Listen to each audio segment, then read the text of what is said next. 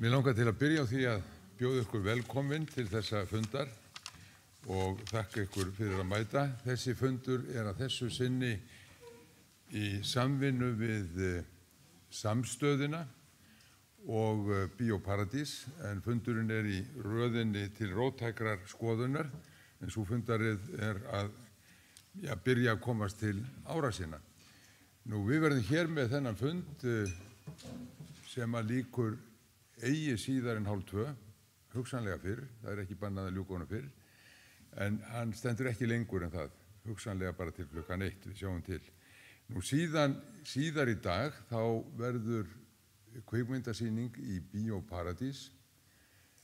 Framlag Bíóparadísar að hafa fengið hingað myndina Máretaníumaðurinn, en hún byggir á sannsögulegri frásögn af lífi þessa manns sem komin hingað til þess að tala við okkur í dag. Og Samstöðin tekur þennan fund upp og hefur verið með viðtöl í tengslum við hann og mun síðan birta viðtal sem verður tekið upp síðdegis í dag við þau bæði sem eru okkar gestir hér í dag. Síðan langar mig til að stinga einu að ykkur, þó ég sé engin sérstakur útsendari fyrir matsöluna hérna niðri, að þau sem ætla að fara á bíómyndina og langar til að fá eitthvað í gogginn, vegna þess að Bíóparadís ekki langt undan, þá þetta frábær staður hérna niðri, þar sem hægt að fá súpu og brauð og annað slíkt. Og ég ákvað að gleyma öllum söfnunarbaukum heima að þessu sinni, vegna þess að menn þurfa hugsanlega að nota krónurnar til að fá sér eitthvað í gogginn. En gestir okkar á þessum fundi eru Mohamedou, sem frá Máretaníu. Hann var tekinn höndum árið 2001 í heimalandi sínu og fluttur til Jórdaníu, eins og við munum fá að kynnast, og síðan var farið með hann til Guantanamo. Og þar var hann í 15 ár, 14 ár, hafði þá verið 15 ár í haldi. Og ég fór að horfa til aldurs hans. Hann fæddur 1970. Hann var látinn laus haustið 2016 og hafði þá setið þriðjunginn af ævi sinni í fangelsi, ekki bara í fangelsi, heldur í fangelsi þar sem hann var reglulega og kerfisbundið beittur hryllilegum pyntingum. Nú, við fáum að heyra þetta hér á eftir. Nú, hér með okkur líka Deepa Rajan Driver. Ég segi það alltaf vitlaust. Ég fell alltaf á prófunu þegar ég á að bera það fram. I say I always fail the exam when I have to pronounce some names. But today I passed. Very good. Hún það sem á ensku myndi kallast trade unionisti. Hún verkalýðssinni, hefur komið mjög að málum lífeyrismálum í Bretlandi, þar sem hún starfandi. Hún upprunnin í Indlandi hins vegar, fædd þar, og hefur verið formaður samninganefndar háskólamanna breskra lífeyrismál og hefur verið, svona aktivistana þegar kemur að mannréttindum í heiminum, í sínu heimalandi og einnig í heiminum öllum. Og hvers vegna vitum við það sem við vitum Guantanamo og ýmislegt annað, það vegna Wikileaks. Og það, svona málafellin yfir Julian Assange, fléttast inn í þetta allt saman, og það alveg sérstakt ánægjuefni að núverandi ritstjóri Wikileaks, Kristinn Hrafnsson, skuli vera með okkur hér í dag. Hann ritstjóri Wikileaks. Wikileaks enn að, og það Wikileaks að þakka að við höfum fengið upplýsingar svo margt sem átt að fara leynt. Og ég nefni þar til dæmis TISA-samningana, sem eru samningar á forsendum heims auðvalds og sterkustu markaðsafla á kostnað lýðræðis að mínum mati, og þetta var upplýst allt saman, öll leyndarhjúpnum svipt burtu fyrir tilstilli Wikileaks.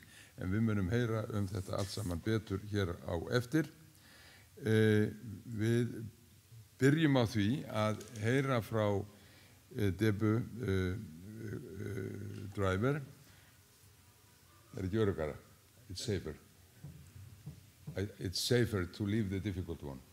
And anyway, she is going to tell us about her work, what we know about Guantanamo, and why. And my first question to Deepa is, Guantanamo is still in operation, I understand.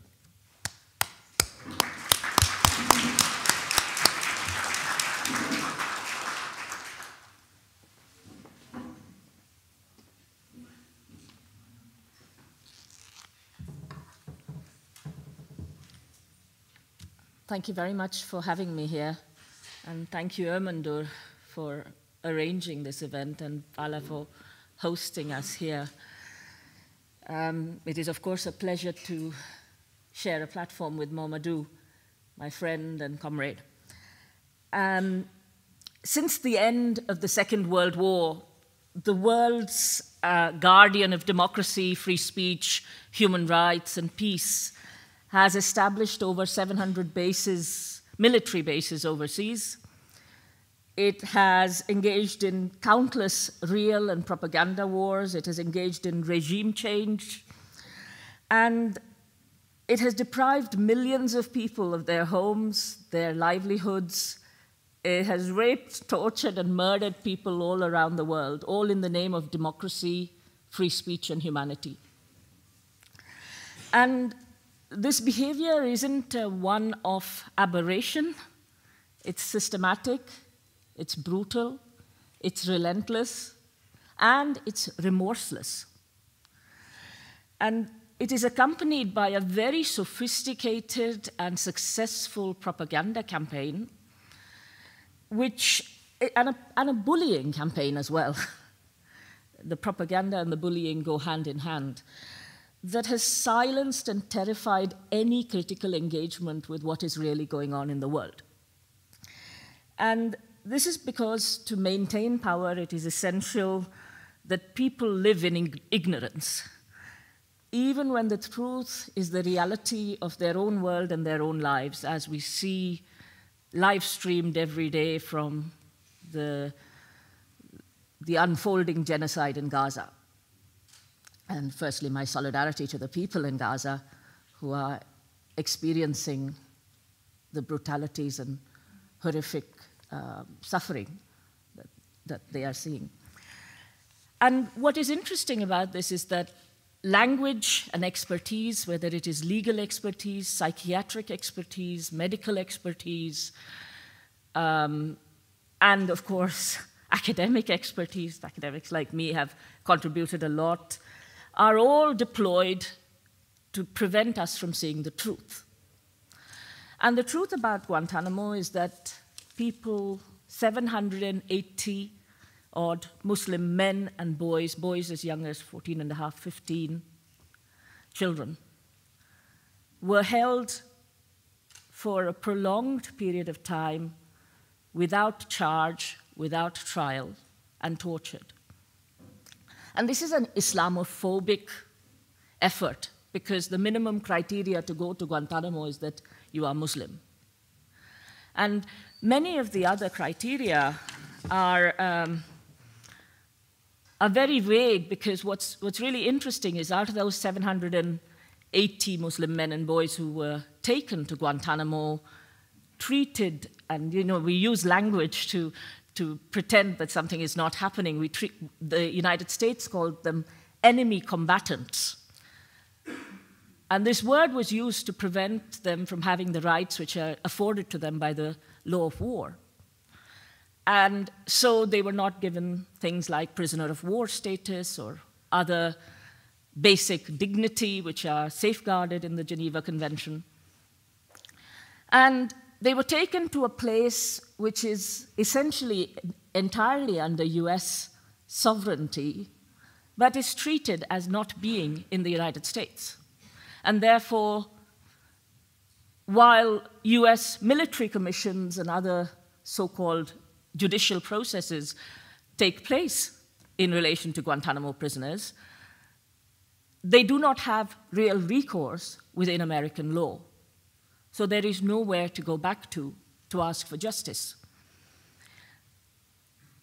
The process of their incarceration itself is punishment, and it is a flagrant denial of rights. The kinds of things the men have been exposed to are sleep deprivation, hooding, shackling, beatings, sexual humiliation, simulated rape, the torture by use of dogs, torture by use of insects, placing in a coffin and being buried alive, waterboarding, and something many of you may have heard of waterboarding, which is this activity of simulated drowning. But I was, for my sins, I researched this, and I came across a new technique called as dry boarding, when you stuff a rag down somebody's throat and simulate drowning in that way. And all these techniques which were refined in Guantanamo are being deployed in other parts of the world through normal techniques which we see used against black people in America, for example, which sparked the Black Lives Movement in terms of the kneeling on the chest and the deprivation of oxygen. So these are not techniques which are just at Guantanamo, they are making their way across our cities. The behavior is incrementally bad, so every time the behavior gets slightly worse, you think it is not that much of a change, but progressively it becomes worse. And smearing as a technique has been used very effectively. For example, with the Guantanamo prisoners, people like Mohamedou were called the worst of the worst. And this terminology was used to make us believe it never happened. Even when it was happening, it wasn't happening, and it didn't matter, and it was of no interest. And even today, as a result, 30 men are still at Guantanamo, 16 of whom are cleared for release, and many of whom have been there for over 5,000 days cleared of release. And in all of this, I just wanted to say that the mirror of our conscience is telling us the truth regarding our complicity in these crimes. This complicity is in the name of friendly relations and an easy life. And we have to think for ourselves as to what is the role of real friends and what is the role of truth. And it is in that context that I have got involved in this, which is I have begun to study WikiLeaks and served as the legal observer in the case of Julian Assange for the last 5 years. And WikiLeaks allowed us to understand the truth, and that's why it was important. And I want to explain this through the means of a little anecdote about a gentleman by the name of Khaled El-Masri. Mr. El-Masri is a German citizen who was abducted while on holiday on the Macedonian border. He was abducted by CIA agents, rendited, sodomized, tortured, and when he was held at a black site for after 3 months, protesting his innocence, they realized that they had the real Khaled El-Masri already in custody. But because he was a Muslim man, he must be bad. So they continued to torture him while they argued amongst themselves who would take the blame. They then released him in the middle of the night on the Albanian border. He thought he was going to be shot. He made his way back to Germany. And when he tried to seek justice, as we know through the WikiLeaks releases, America put a huge amount of pressure on Germany to prevent either disclosure of the truth or prosecution of the CIA agents involved in this. And this is really important because WikiLeaks was special and different because it allowed us to see behind closed doors the conversations that were hidden from us, the truth that is hidden from us. And it provided this marriage between technology and journalism at a time when the acceptable range of debate was determined by a few billionaires, just like today. And it also provided this whistleblower safety, but the safety of documentation, which, of course, Christian must be very proud of, the 100% record of accuracy, which no other mainstream media journal can really even aspire to, leave alone have. And I guess, for me, it wasn't just the accuracy and the use of the experts that allowed this accuracy, but the courage that it took for a small organization with its editor in Iceland now, trying to stand up against this global power. This power who is using the Nordic states, whether it used Sweden or indeed other states, and of course my country, Britain, to hold a journalist and a publisher using the term non-state hostile intelligence agency. Hostile to what? Telling the people the truth? Is that hostility? And this non-state hostile intelligence agency to keep Mr. Assange in custody for well over a decade, and in effect in a maximum security prison. He comes up to 5 years in April without being convicted of any crime, and looking forward to potentially being kept in a cell 8x6 made of concrete where you can only speak to the person in the next cell through the drains, and where you are in your cell 23 hours a day and fed through a hatch in the door. And there is a real parallel between the treatment of the men at Guantanamo and the treatment today of Julian Assange in Belmarsh, including the misuse of legal techniques to undermine the law. And I'll stop there because I think the important message really for me is, what is it that we are going to do? What is it that we are going to say once we have heard Mohamedou's story? And what action are we going to take to stop us being complicit in these crimes? And to make a future where we acknowledge and recognize the truth and protect not just truth tellers like Julian Assange, but ourselves and the people we care about, whether they are in prisons.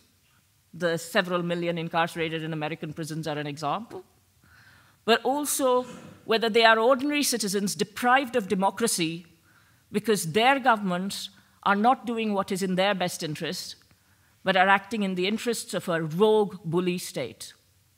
Thank you.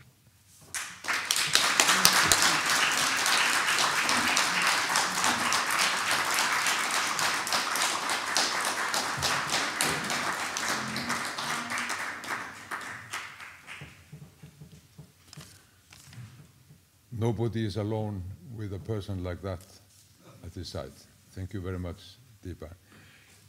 Og nú það Mohamedou, hann ætlar að segja okkur sína sögu og síðan hugmyndin svo að við munum spyrja hugsanlega einhverja spurningar hér og síðan opna fyrir spurningar úr salnum. En ég minni á að við ljúkum fundinum megin síðan klukkan 1:30, hugsanlega fyrir Mohamedou.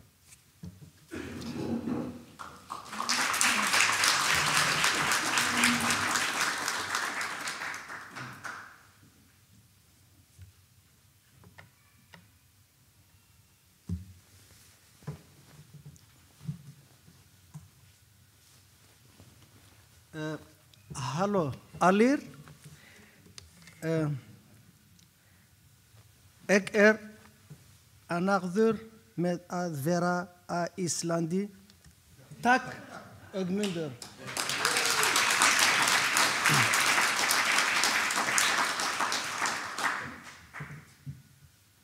I don't know what to say, to be honest.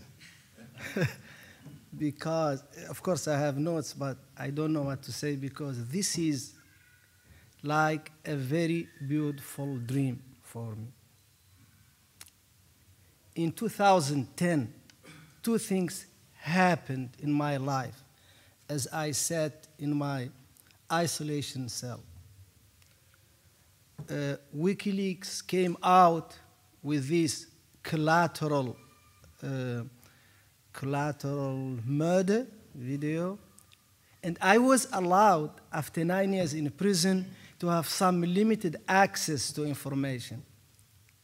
And then, when I knew about Iceland, it was in the news.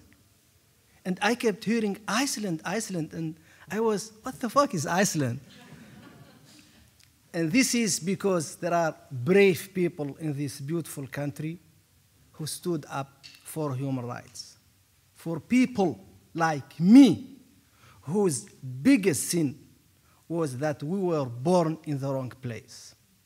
I was born on a small hill in the middle of nowhere in North Africa. And that was a very big sin. If I forget anything in my life, I would never forget this.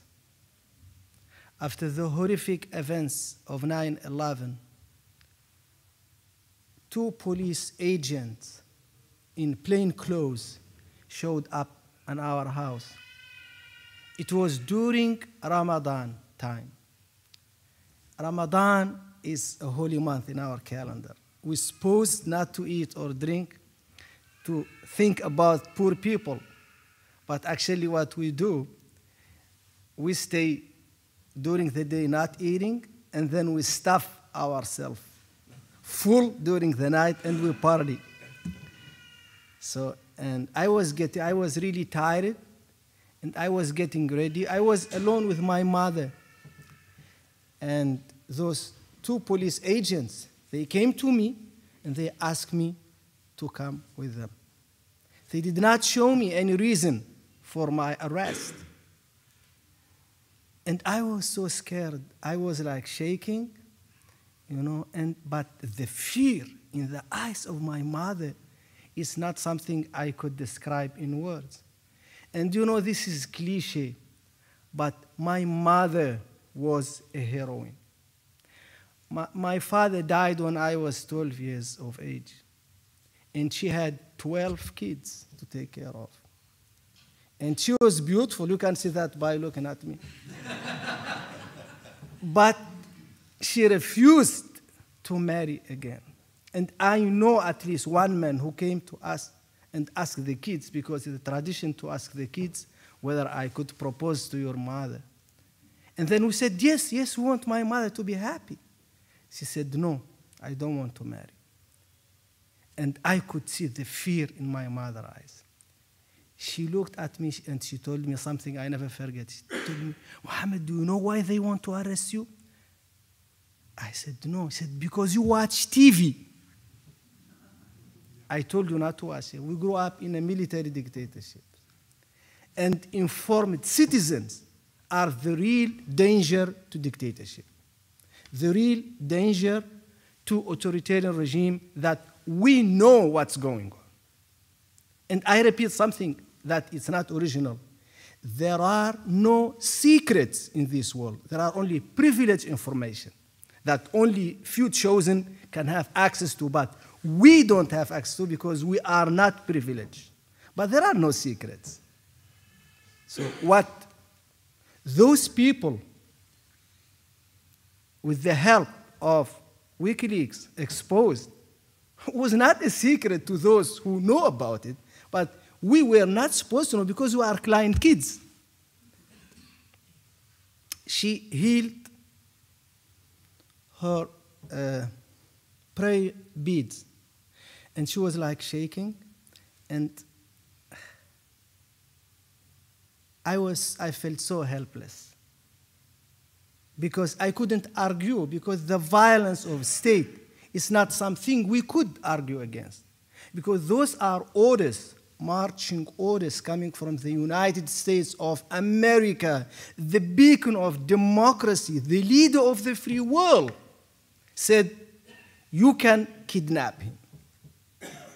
And that's enough. It's like gospel truth. We are religious people. We don't argue with gospels. We don't argue with the orders. And there was like in this rearview mirror, my mother, and she was getting smaller and smaller and smaller and smaller until she disappeared. I never forget this. And I kept feeling guilty in prison. I was not allowed to see her. I was not allowed to call her or anything like that. And today, when I sit in front, when I actually stand, because I'm standing now before you, I can't believe it, because, guys, I was the first penalty case in Guantanamo Bay. Not second, not third. I was the first penalty case. I remember First Sergeant Charlie sitting in front of me.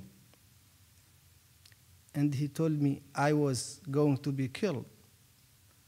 And with court-martial. I did not know what court-martial was. And I had no feeling whatsoever. I was numb.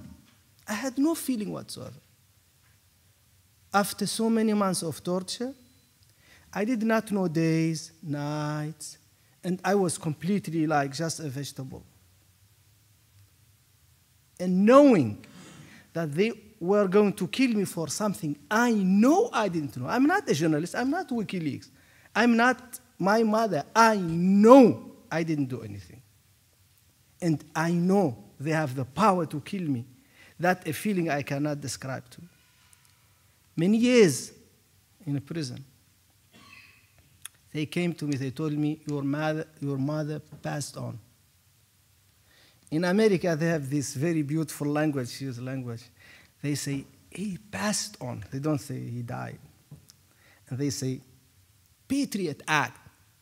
It doesn't say, I'm going to screw up your civil rights. It says, Patriot Act. And they told me, your mother passed on. And they told me also your brother passed on. I couldn't hear anymore because like I have this ringing in my ears that I couldn't hear anything. I just saw the lips moving. They were two very well-dressed officers. They wore these very beautiful clothes. And they had a priest with them because I was not allowed to see a Muslim imam for grievance. But they brought a black priest. That's why I love Americans. They said, okay, he's a Muslim, he's a black guy. They could understand each other. Guys, this is the truth. This is not something I'm making up. And the guy was nice, but he was, why they bring me to this guy? This is different religion. But he was talking, I couldn't hear him. And you know, I was taught to be nice to everyone. And I just was listening, but I want him to go away. I didn't want him to tell me anything about death, about grievance. I stood 12 hours, singing Quran because I want to kill my body. I don't want to feel anything anymore. And I know he's saying, this guy is talking too much, but the good news, I'm going to finish now. So I will tell you the lessons I learned. I'm like the French philosopher who said, je n'enseigne pas, je raconte. It's just a fancy way to say, I don't teach lessons, I just tell stories. So I will tell you, finish with a story that happened to me. After 8 months in the dungeon, and I love to use this language that my sister Deepa uses, in the dungeon of Jordanian intelligence, that was my first kidnapping site, black site. I was destroyed. There was no difference between wakefulness and sleep. I couldn't tell the difference because every night I saw my little sister, Najah. I will tell her, Najah, am I back home? She would say, yes. I said, I need to touch you. And then I touched her, said, yes, home. And then I wake up on the banging of my cell door. And then I sleep again and I see the same thing. And I know it's a dream and I want my family to bring that dream. They took me away after 8 months and they told me you are a free man. They took me to the airport. They blindfolded me, took me to the airport. And they started to tear up my clothes with a pair of scissors until I was naked, and they put me in diapers, in a diaper and sweatpants. I knew I wasn't going home.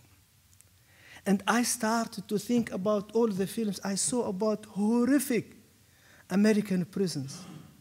Those minority people, who had no chance ever to come back to any meaningful way back to life. And I started to regret. What did I do wrong in my life? So I tell you, I did not regret that I didn't have any money. I did not regret that I didn't have an apartment in Paris.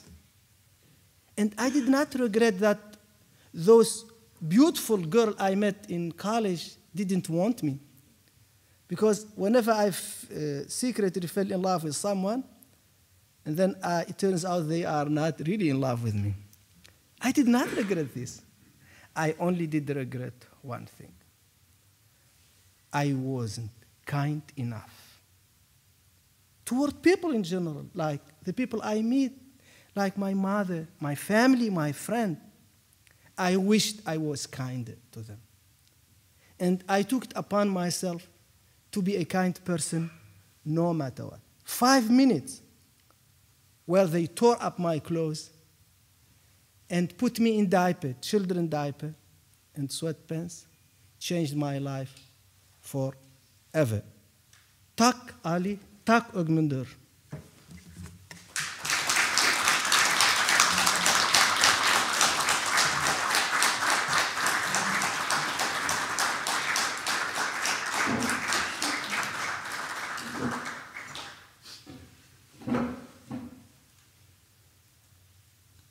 How is this to be operated? So, button on the bar. On the bottom. Does anybody want to place a question to him? To Mohamedou or Deepa? Who wants to start? Kristin? No? Kristin knows it all, so he doesn't. Yeah. Thank you.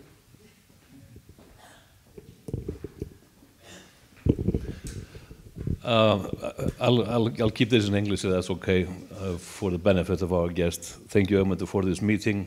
Thank you, Deepa, for your good introduction. And Mohamedou, thank you for coming to Iceland and sharing that story. I want to just say that I met Julian in Belmarsh prison 2 days ago, and it's always a hard time to enter that bloody dungeon, which is a disgrace to our civilization, to keep an individual in there. It's hard to go into the prison, but it's even harder to exit the prison and have to leave him, Julian Assange, behind there. And he is now, in April 11th, have spent 5 years in that dungeon without any remedy in sight, without any freedom in sight. I want to thank you, Mohamedou, for your support of Julian and his struggle. Especially, I remember your very kind and understanding words to his wife, Stella, when we had a common meeting online. She was very touched, because if anybody understands the difficulty that she has to go through, trying to keep up the struggle and the fight for justice while raising 2 children and keeping Julian alive with trying to keep his spirit up, that is a person like you, Mohamedou. I just want to add a little bit. I think I am allowed to be a little bit proud to have been a part of that endeavor now for 14 years. That is called. There are a couple of moments in those 14 years that will always stick out, and what defines this work and what makes me feel good about the entire thing. It is, for example, the moment was when I was able to bring to 2 children in Baghdad, Saeed and Doa, the real facts about how their father, Matasser Tomal, was assassinated brutally by an Apache helicopter crew in the horrific collateral murder video, while laughing and priding themselves about it. These 2 children didn't get any justice. The only form of justice they got was the truth about the fact that their father was killed under these circumstances, an absolutely innocent man who was simply trying to save the life of a very badly wounded Reuters journalist called Said Sma. The other incidents are actually the facts which Deepa touched upon, which is that the WikiLeaks documents that have been published, including the Guantanamo Bay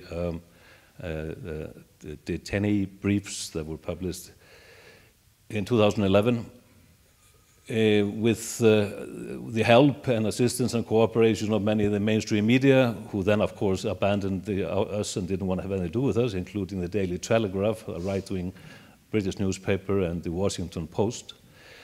But those documents have been used, and other WikiLeaks documents have been used in battles to achieve justice for wrongdoing.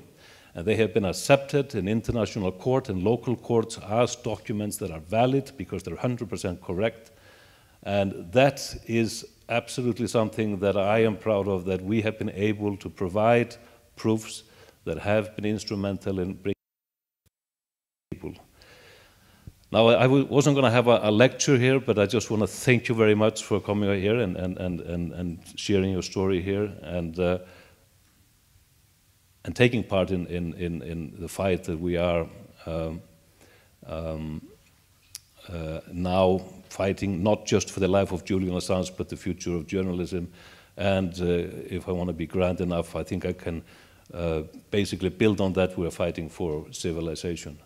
If there's a question somewhere to put in there, Mohamedou, maybe you could elaborate and tell us, how can we bring this forgotten institution to an end and erase that, not from memory, but from existence, the very fact that we still have Guantanamo Bay open, which we had to be reminded of because we are still forgetting it, because it's not in the news, it's not in the people's mind. How can we end that once and for all? And maybe a question for both of you, Deepa and Mohamedou. Thank you. Thank you. Sveinn Rúnar.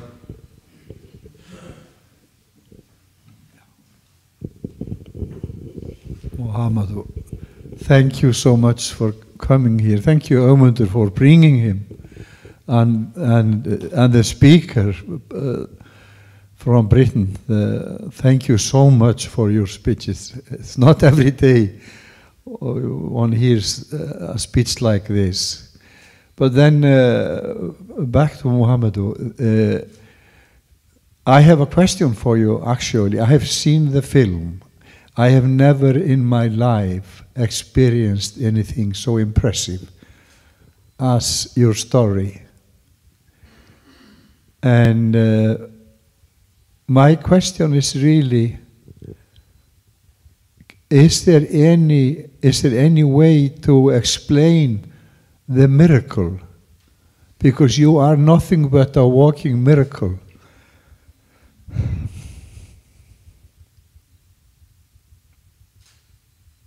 Thank you.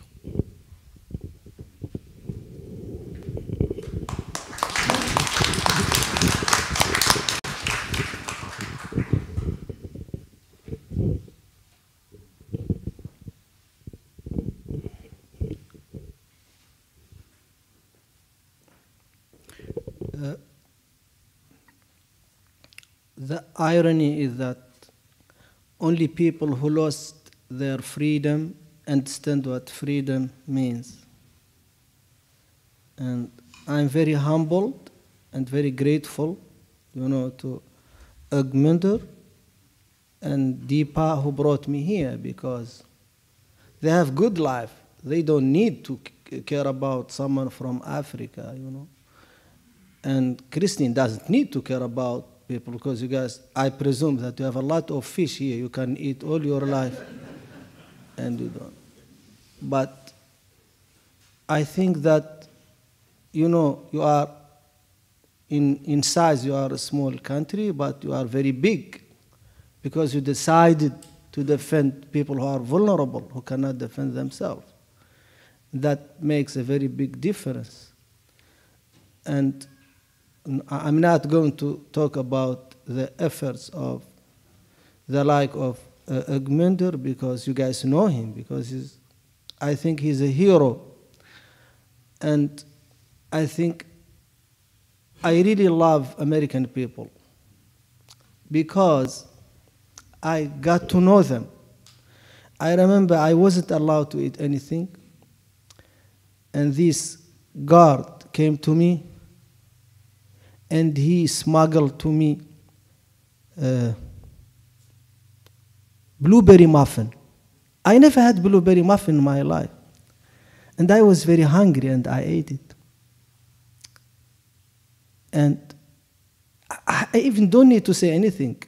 People who committed torture, I'm alive, but Wali Dar is not alive. He died under torture in the same prison that I was in Guantanamo. Gul Rahman died in the same room that I described in my book. And others, maybe WikiLeaks people know all of those people who died under torture. Not one single agent was punished for torture. But the people who report about it were being punished.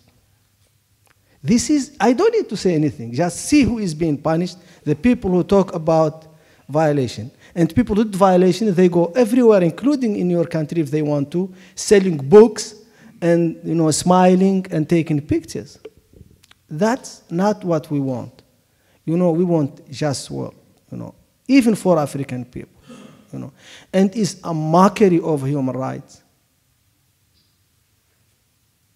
that America now says, Russia must stop violating human rights. I said, are you serious, really? Are you serious? Can you say this again? This is a mockery of human rights, because America is the leader of the free world, whether we want or don't want. And they should not make a mockery of human rights.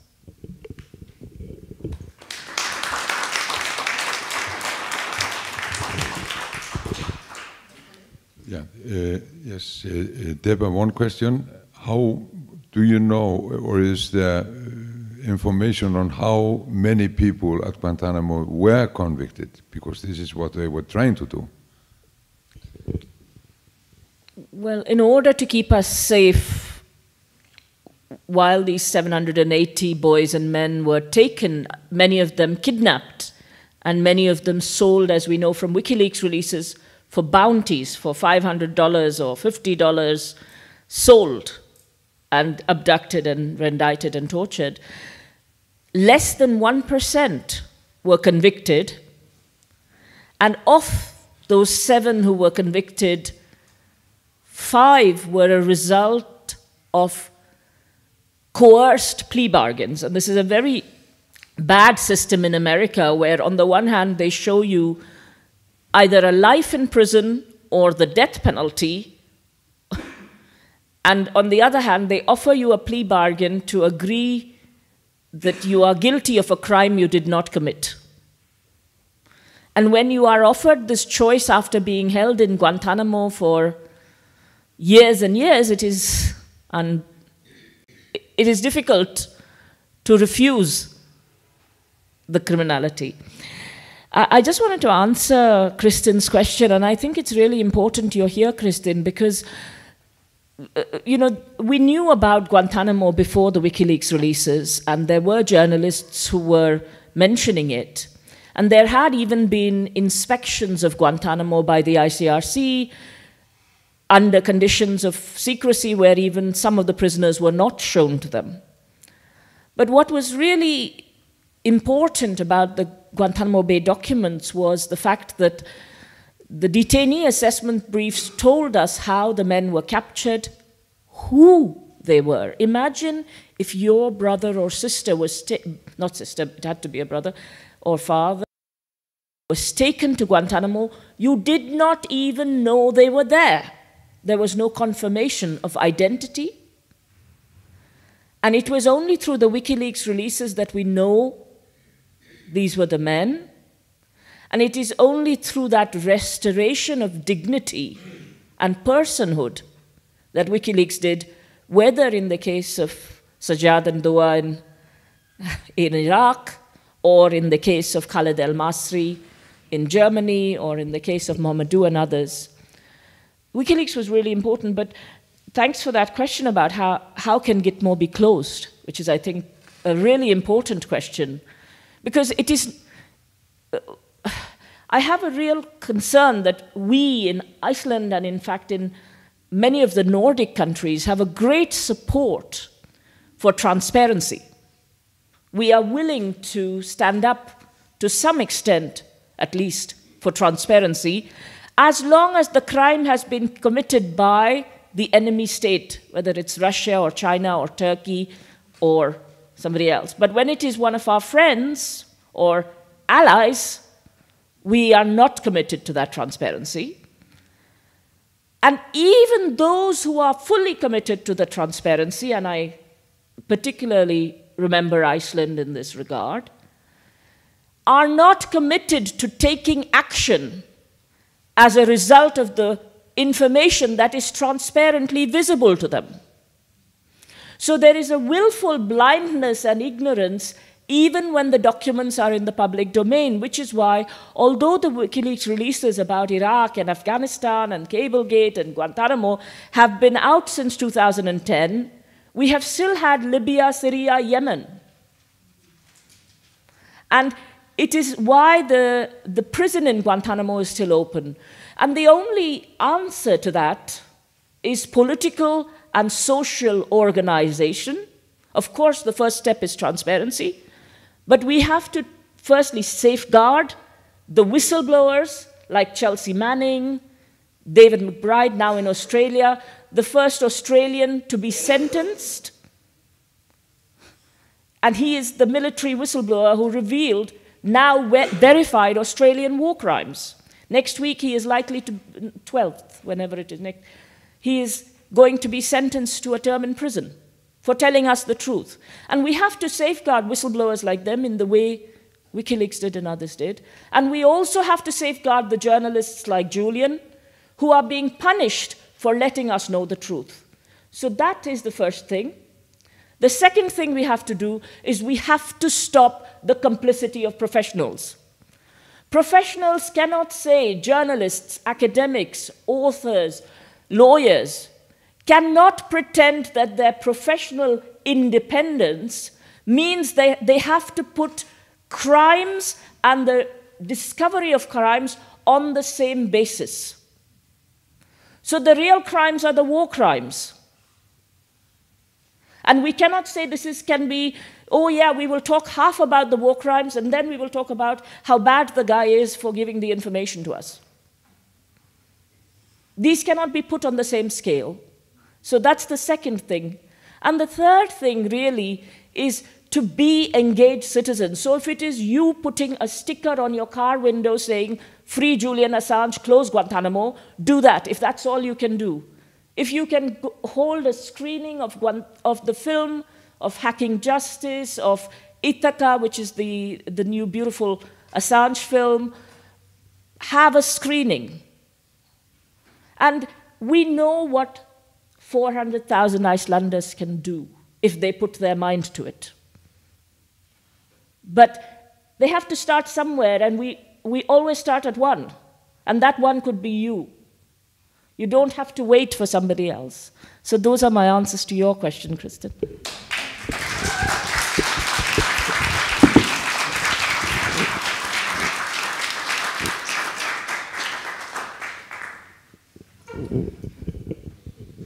Hello, thank you for coming here, and I cannot imagine the ordeal you have been throughout your life.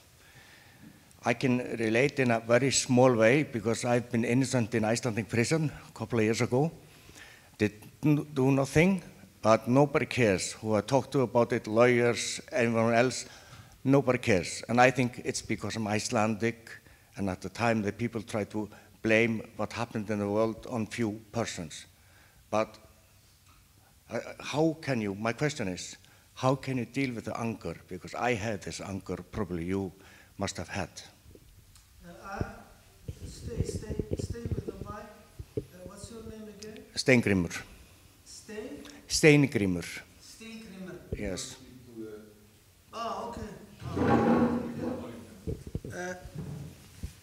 where have you been in prison? In Iceland. In Iceland. Yes. And I'm very happy and congrats that you are a free person. Thank you. I was for a very short time, Yes. especially compared to you, but still I was innocent. And it turns your life upside down, even if it's not for many years. One day without freedom is one day too many. Yes, we don't compare anything. It's painful. You know, I remember the first day in prison, before I was shipped, I wanted to use the bathroom.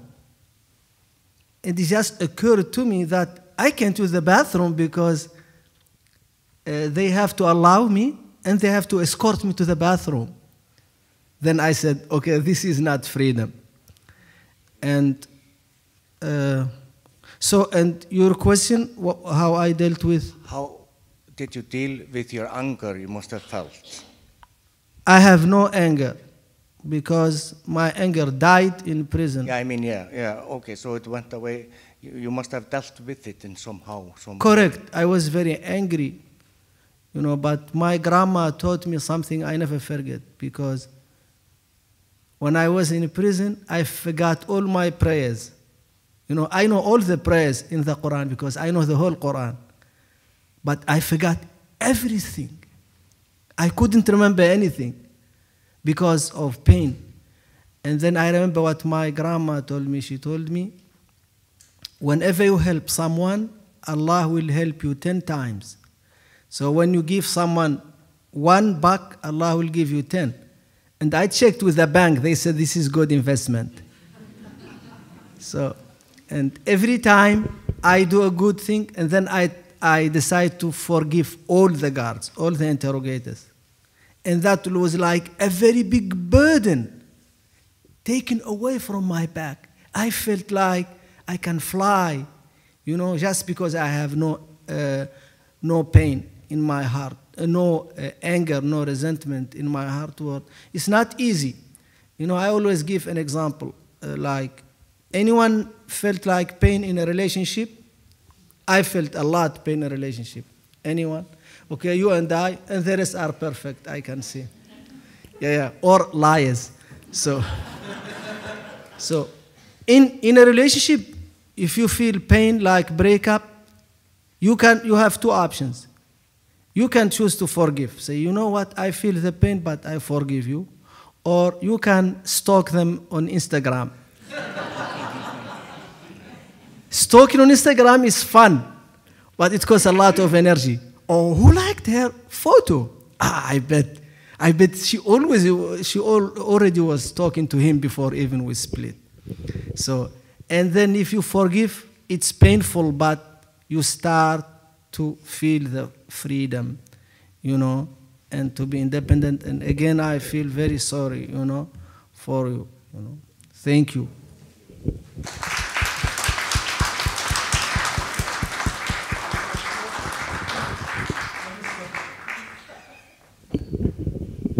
My name is Gunnþór Ingason. I'm a retired pastor in the Icelandic Church. I just wonder what kept you alive. I thank you very much for your impressive testimony. I just wanted to follow up with your mentioning of the value of faith. Was this a religious experience for you? Did you deepen your sense of meaning in spite of your torture? Stay there. You can't stay with me. They say Reverend here? Yes. So, Reverend, thank you for your question. You know, I believe that the teaching of Christianity is the same teaching as Islam. I believe that, but I know that's not what a lot of people say. They say Judeo-Christian culture, you know. That's when you are not for one of us. Get away. So, and I tell you what I remember from the teaching is that kindness, not the prayer, not, you know, how, how many times you should pray, just how you can make change in other people's life. That's what I remember. And actually I discovered a couple of years back that it's actually scientific, the science of kindness. If you are kind, you are happier. And I think that the purpose in my faith that helped me the most is how kind I am toward other people. Yes. That's a question of loving. Thank you. May you be blessed in your future testimony. Thank you very much. Thank you so much.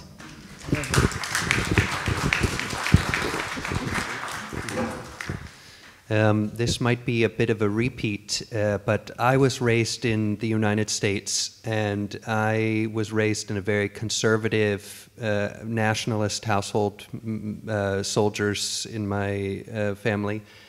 And I remember when Collateral Murder came out, it was part of my realizing that what I had been taught was fantasy and how the world really worked. And so now that I've left the US, I still stay in contact with many Americans, and the existence of Guantanamo, the foreign policy, the state of politics is often a topic. And you mentioned being forgiving and letting go in regards to the people who have actively harmed you. But for me, the anger comes up in the apathy and the ignorance of the people who hold the civic power and the geophysical location to do something about America's devilry. So it's a project that we have to do. We cannot just live in our own worlds and selfishness. We have work to do, but while doing that work with the people whose fault it is, these feelings come up of irritation, frustration, anger, blame. How do you deal with this when it's a person who hasn't actively harmed you, but are contributors, are upholding this system that is still taking new people on and destroying them? How do you have this love for Americans? Because I congratulate you on that. I have an American passport, but I cannot say that I love Americans. I'm very frustrated with them.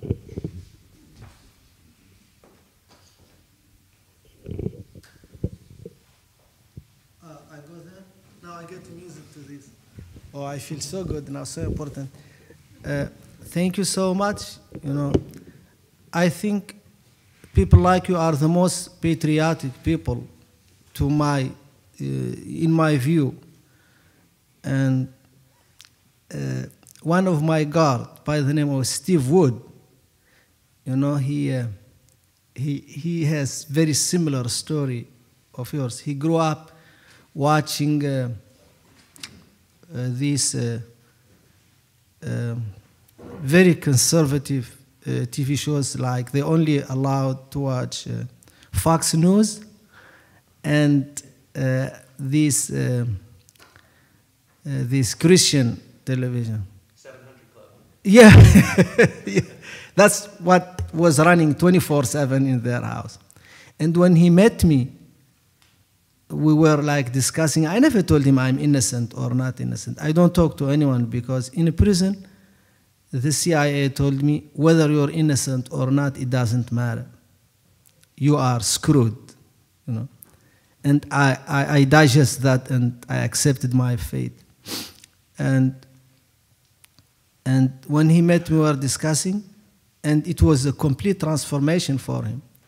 So now he is part of my family. He's the godfather of my son Ahmed, and I'm the godfather of his daughter Summer. And we go, spread peace. And we went to London. We did a couple of events in Amsterdam. You guys call it Amsterdam. The local call it Amsterdam. And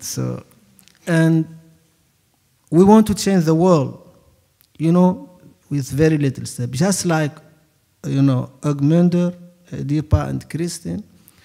And thank you very much. And I think if someone loves the U.S., American people, and I love American people, he should help them change the government and be more democratic and more humane toward poor people and people who cannot defend themselves.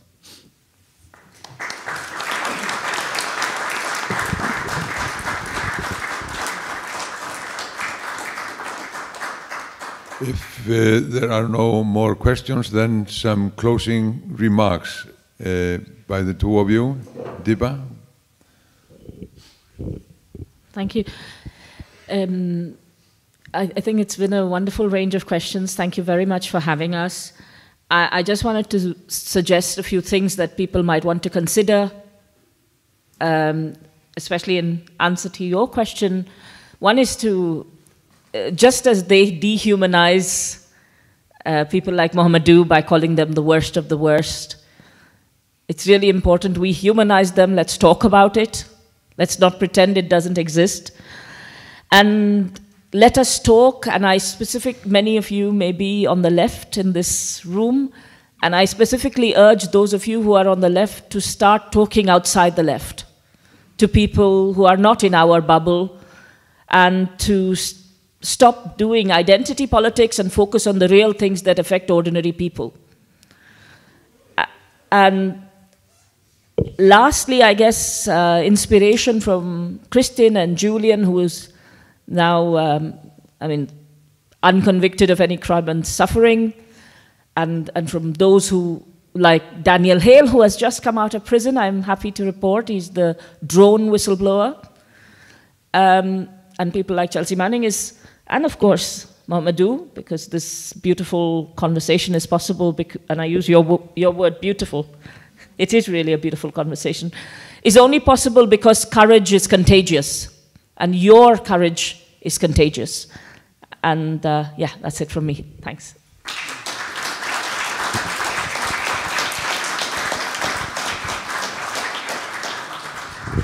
Áður en ég gef Mohamedou loka orðið, þá langar mig til að minna á að kvikmyndasýningin í Bíóparadís klukkan 3 og það væri mjög gaman að sjá ykkur sem flest koma þangað og hann ætlar að ávarpa okkur að lokinni sýningunni. Það væri svona stuðningur við það að hún væri svona sæmilega vel sótt og ég minni á að menn geta keypt sér hér ágætan mat, súpu og brauð hérna niðri, mæli með því.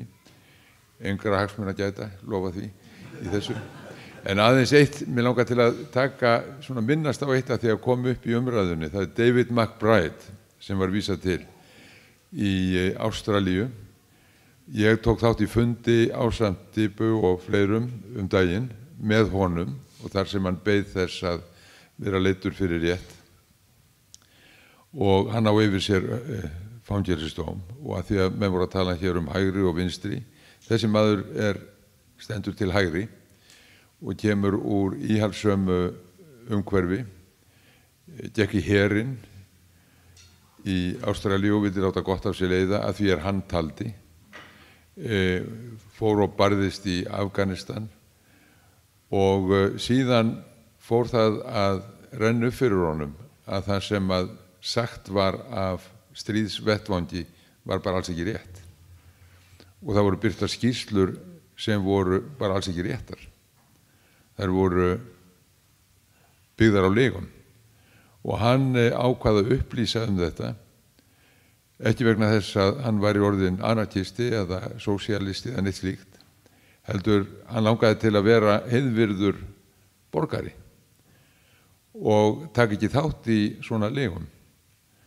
Og hann fór með þessi gögn til fréttamanna sem að síðan upplýstu þau, ég veit ekki hvort Wikileaks kom að því máli líka, en þetta svona svo tegund sem að Wikileaks hefur verið duglegt að miðla af og ég ætla bara að hvetja okkur öll til að fylgjast með þessum manni og ef við sjáum til hans eða heyrum til hans á samfélagsmiðlum að sýna okkar stuðning. David McBride heitir hann ekki í neinum flokki, neinu slíku, hann bara og maður sannleikans og það þessi fundur náttúrulega hér haldinn og við ætlum að gefa Mohamedou loka orðið leið og ég þakka ykkur kærlega fyrir komuna og vonast til að sjá ykkur sem flest í Bíóparadís. Þetta nú varla paradís í dag en það paradís að við skulum koma þar saman til þess að hlusta á það sem þessi maður hefur fram að færa.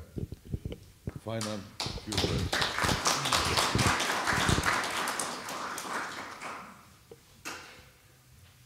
Jag älskar Island.